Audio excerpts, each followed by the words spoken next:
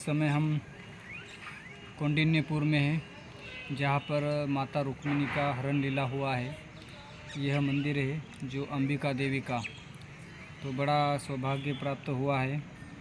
आज यहाँ का दर्शन हुआ है और यह है अंबिका देवी का मंदिर। और इसके पीछे जहाँ पर राजा भीष्मक रहते थे उनका महल है, वहाँ पर विठल रुक्मिणी भगवान विराजे हैं। तो आज इस परम पवित्र भूमि पर आकर दर्शन करने का सौभाग्य प्राप्त हुआ है। हेलो, अंबिका मैया की जय, रुक्मिणी द्वारकाधीश भगवान की जय।